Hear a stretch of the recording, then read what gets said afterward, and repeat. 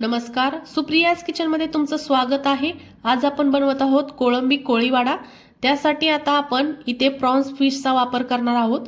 तर prawns fish मी इथे 250 gram घेतले आहेत आणि ते मी स्वच्छ धुवून घेतले आहेत। तर आता आपण याचं पहिलं मॅरिनेशन करू।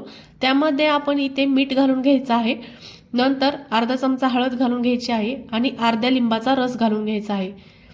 आता हे सर्व टाकलेले मसाले आपण फिशला चांगले लावून घेणार आहोत।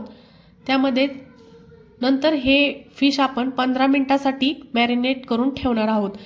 तर आता हे 15 मिनिटांसाठी रेस्ट करायला ठेवूया। तर आपण आता दुसऱ्या मॅरिनेशनचा मसाला बनवायला घेऊ। तर इथे मी एक मिक्सर जार घेतला आहे, त्यामध्ये आपण लसूण घालून घेऊ, नंतर आलं घालून घेऊया, कोथिंबीर घालायची आहे, नंतर आपण त्यामध्ये आता 2 मिरच्या घालून घेणार आहोत आणि त्याची थोडंसं पाणी घालून चांगली पेस्ट करून घ्यायची आहे। तर इथे मी थोडं पाणी घालून त्याची चांगली पेस्ट करून घेतलेली आहे। आता आपण सेकंड मॅरिनेशन करणार आहोत। तर सेकंड मॅरिनेशनसाठी आता आपण करून घेतलेली पेस्ट यामध्ये टाकून घ्यायची आहे, ती चांगली मिक्स करून घ्यायची। नंतर आता आपण काही सुके मसाले घालून घेऊया।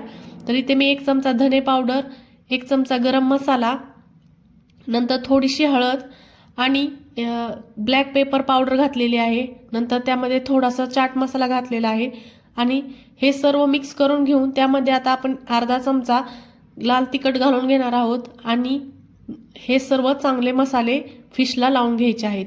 तर आता आपण त्यावर 1 चमचा मैदा घालून घ्यायचा आहे आणि 2 चमचा कॉर्नफ्लॉवर घालून घ्यायचा आहे।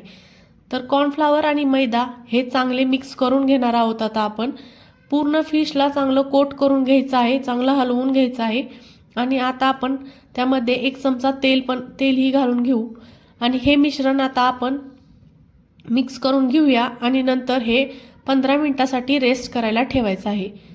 तर आता 15 मिनिटांनी आपले मिश्रण चांगले रेस्ट झालेले आहे। तर आता आपण इथे कढईमध्ये तेल गरम करून घ्यायचं आहे आणि त्यामध्ये एक एक फिश सोडून घ्यायचं आहे।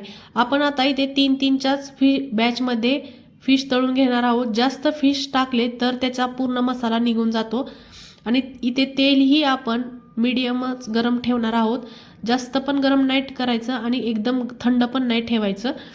तर इथं मीडियम गॅसवरच आपण सर्व फिश तळून घेणार आहोत। फिश चांगले गोल्डन कलर होईपर्यंत चांगले तळून घ्यायचे आहेत। अशा प्रकारे आपली इथे कोळंबी फ्राय तयार झालेली आहे। याला आपण कोळंबी कोळीवाडा आणि कोळंबी फ्राय असंही म्हणू शकतो।